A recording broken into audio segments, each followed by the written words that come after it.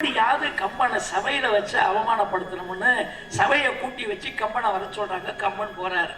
எல்லாரும் பெரிய பெரிய புலவர்கள்லாம் பார்த்துட்டு கம்பனை பார்த்தீங்கன்னா ஒரு பெரிய ஆளானா, எவ்வளவு பெரிய ஆளு, கவி சக்கரவர்த்தி கம்பன் சாதாரண ஒரு தாசி பொம்பளைக்கு அடிமைன்னு எழுதி கொடுத்துருக்கானே, இவெல்லாம் உயிரோட இந்த உலகத்துல தெரியலாமா அப்படின்னு ஏளனமாக எல்லாரும் பேசுறாங்க.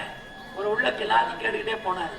போன உடனே அந்த ஓலைச்சுவடியை காட்டி, தாசி பொன்னிக்கு கம்பன் அடிமைன்னு எழுதி கொடுத்துருக்கிறீங்களே, இது உங்களுடைய எழுத்து தானே அப்படின்னு கேட்டாங்க. உடனே கம்பன் சொன்னாரு, ஆமா என்னுடைய எழுத்து தான் அப்படின்னாரு. எல்லாரும் சிரிச்சாங்க. அப்பதான் அவர் சொன்னாரு, இங்க வாங்க, தாசி பொன்னிக்கு கம்பன் அடிமைன்னு எழுதி கொடுத்தது உண்மை, ஆனா இந்த பொம்பளை பிள்ளைக்கு நான் அடிமைன்னு எழுதி கொடுக்கல. அவனுடைய பொருள் என்ன அப்படின்னு கேட்டீங்கன்னா, தாய் என்றால் உலகம், சி என்றால் மங்களம், பொன்னி என்றால் அன்னை மகாலட்சுமி. நான் எல்லா வளர்ந்த அன்னை மகாலட்சுமிக்கு தேன அடிமைன்னு எழுதினேனே தவிர இந்த தாசிக்கு அடிமைன்னு நான் எழுதி கொடுக்கலைன்னாரு. அதான் தமிழ். அப்பத்தான் சோழ மன்னன் சொன்னா, இப்ப நம்ம கிராமங்களில் பாப்பம் பார்த்தீங்களா, அணில விரட்டிக்கிட்டு நாய் ஓடும். இந்த அணில பிடிச்சி போடணும்னு எவ்வளவு வேகமா ஓடும். அந்த நாய்கிட்டையும் தப்பிக்கிறதுக்கு அந்த அணில் வேகமா ஓடி போய் ஏதாவது ஒரு பனைமரம் இருக்கும், அந்த பனைமரத்தில் சாப்பிடணும்னு மேல ஓடிடும். அது வரைக்கும் இந்த விரட்டிட்டு வந்த நாய் இந்த பனைமரத்தை அண்ணாந்து ஆறு பார்த்துக்கிட்டு கீழே வரணும். அதே மாதிரி சபையில வச்சு கம்பனை அவமானப்படுத்திடணும்னு நினைச்ச சோழமன்னே கம்பன் கொடுத்த அவமானத்தை பார்த்துட்டு அப்படியே சபையில அண்ணாந்து அப்படியே ஆச்சரியத்தோட பார்த்துட்டு, அப்பதான் சொன்ன, போற்றினும் போற்றுவர், பொருள் கொடாவிடின் தூற்றினும் தூற்றுவர், சொன்ன சொற்களை மாற்றினும் மாற்றுவர் வங்கநாடர்கள், கூற்றினும் பாவலர் கொடியவரே. ஒருத்தர் நிறைய பொன் பொருள் கொடுத்தா அவனை எப்படி வேணாலும் நீங்க புகழ்ந்து பாடுவீடா, ஒருத்தன் கொடுக்க மறுத்தா அவனை எப்படி வேணாலும் இகழ்ந்து பாடுவீடா. நீங்க சொன்ன சொல்லையே சமயத்துக்கு தகுந்த மாதிரி வேறு ஒரு பொருளை சொல்லி நீங்க தப்பிச்சுக்குவீடா. உங்களை மாதிரி ஒரு மோசமானவங்க இந்த உலகத்துல இல்லை. ஆகையினால உடனே இந்த சோழ நாட்டை விட்டு நீ வெளியேறணும் அப்படின்னு கம்பனை சொல்றாங்க. உடனே கம்பன் கொஞ்சம் கூட கவலைப்படல. உடனே என்ன சொல்றேன், மன்னவனும் நீயோ வளநாடு உனதோ உன்னை அறிந்தோ நான் தமிழை ஓதினேன், இன்னை ஏற்றுக்கொள்ளாத வேந்துண்டோ உண்டோ குரங்கேற்றுக் கொள்ளாத கொம்புன்னார் அப்படின்னா.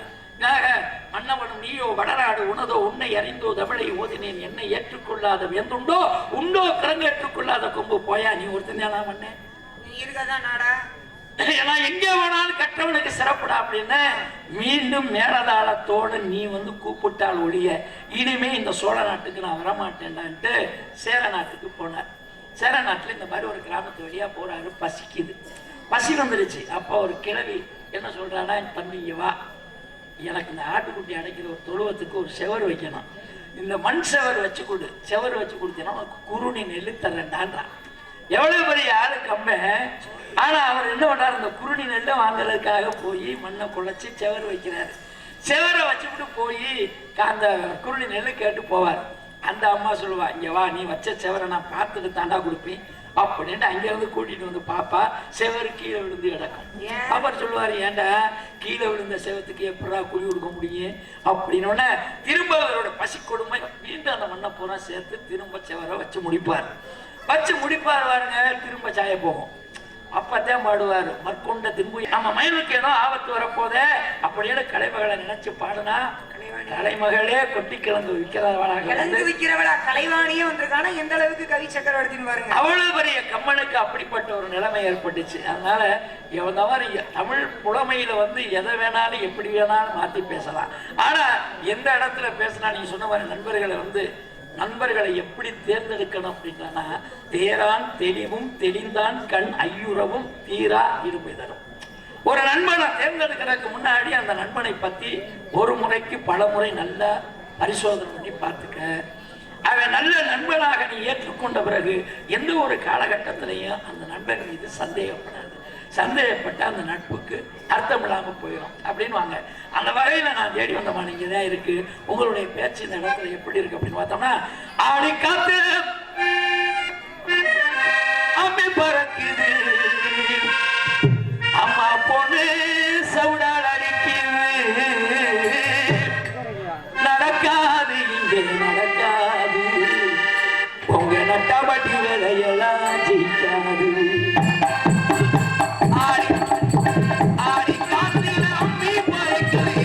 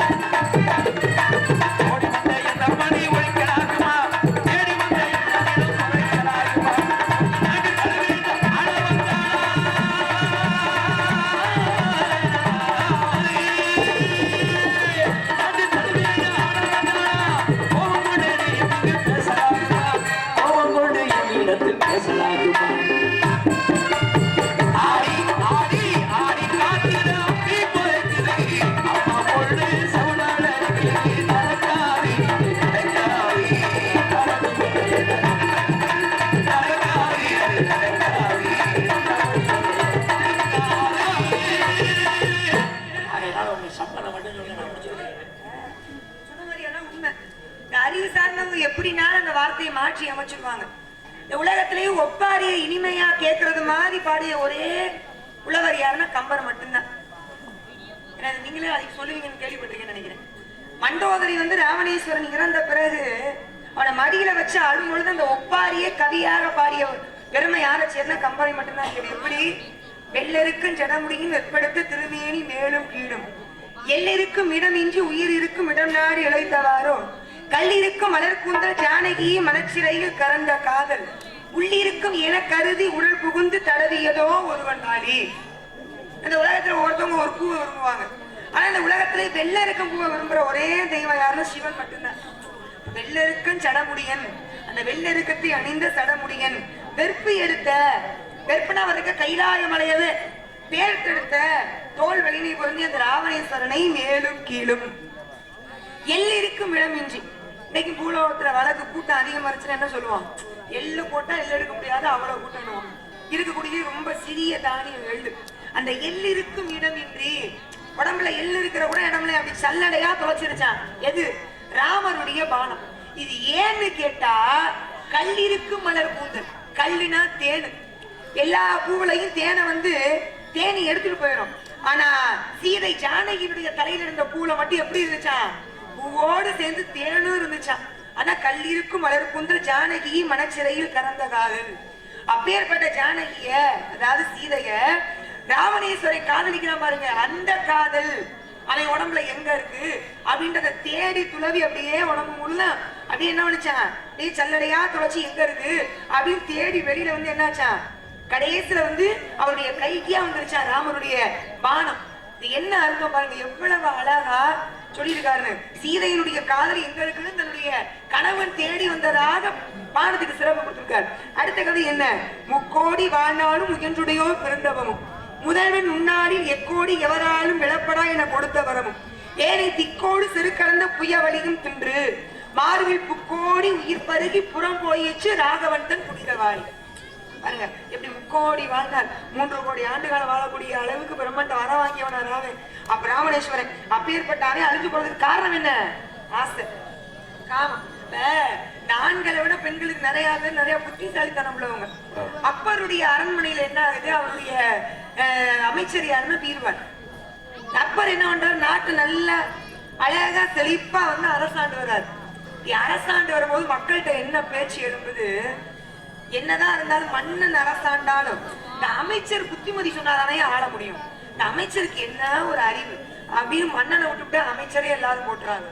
மன்னனுக்கு கொஞ்சம் வருத்தம், கோபம்.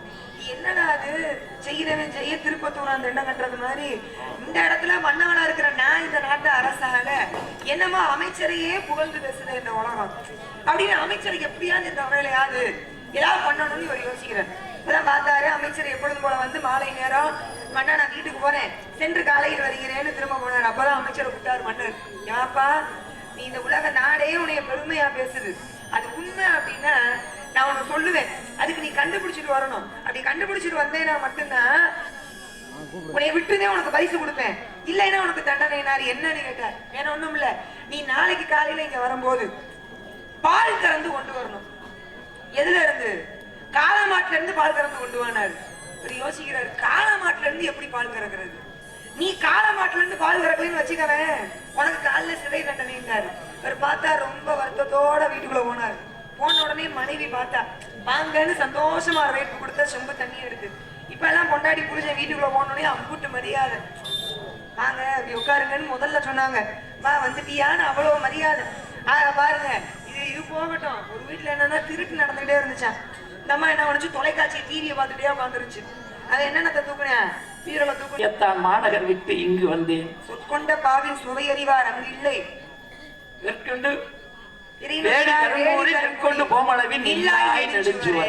அப்படின்னு இந்த குருணி நெல்லை நான் வாங்கிட்டு போற வரைக்காது கொஞ்ச நேரம் சாயாம நில்லுவேன் அப்படின்னு பாடுறாரு. ஆனா அந்த செவர் சாயாம நிக்குது. அப்படிப்பட்ட கவி சக்கரவர்த்தி கம்பன் சோழ மன்னன் என்ன நினைக்கிறேன், கம்பன் இல்லாத சபை கலையிலிருந்து போச்சடா அப்படின்னு மீண்டும் மேளதாளத்தோட சோழ நாட்டுக்கு கூட்டிட்டு வந்தாங்க. அதுக்கு பின்னாடி அம்பிகாவதி அமராவதி பிரச்சனை ஏற்பட்டுச்சு. அதனால மகனை இழந்து நமது சிவகங்கை மாவட்டத்துல நாட்டரசன் கோட்டையில சாதாரணமா ஒரு மாடு மேய்க்கிற பயல்கிட்ட புலமையில தோத்து போய் வடக்கிருந்து கம்பன் வந்து நாட்டரசன் கோட்டையில சீவஜி மாதிரியானார். ஆக எவ்வளவு பெரிய ஆளாக இருந்தாலும் அன்னை கலைமகளுடைய அருளாசி இருக்கிற வரைக்கும் அவன் பெரியார். ஆனா கலைமகள் என்னைக்கு அவனை விட்டு விலகினாலோ அன்னைக்கு அவன் எவ்வளவு பெரிய ஆளாக இருந்தாலும் கம்பன் ஒரு எடுத்துக்காட்டு.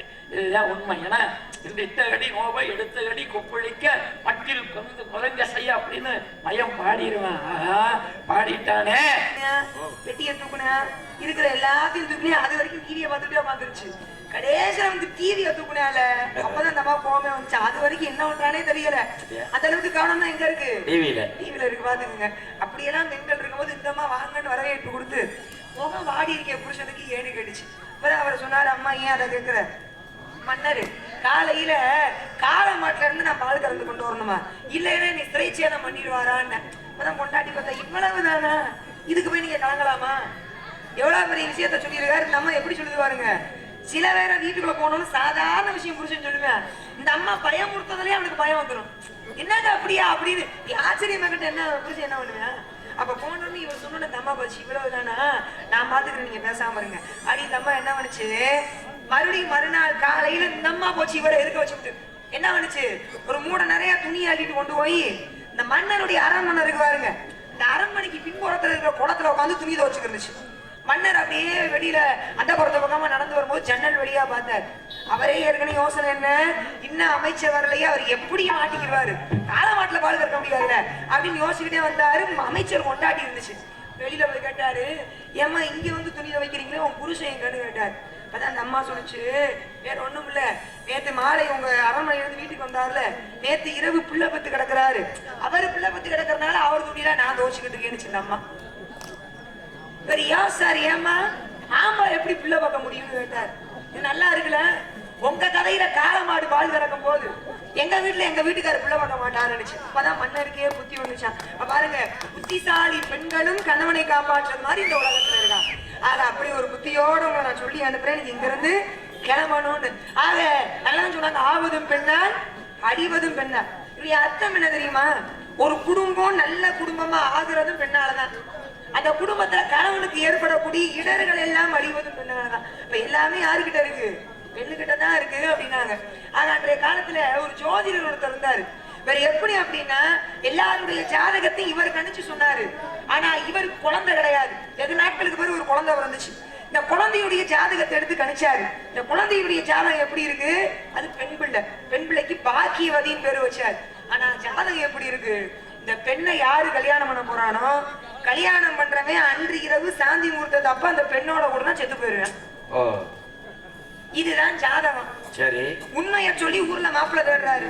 ஏன்னாவது ஒத்துக்கிறோம், சாந்தி முகூர்த்தத்துல பெண்ணோட போய் இருக்கும்போது செத்து போயிடும். எவன் ஒத்துக்கிறேன்? ஒருத்தர் ஒத்துக்கிற மாட்டாங்க.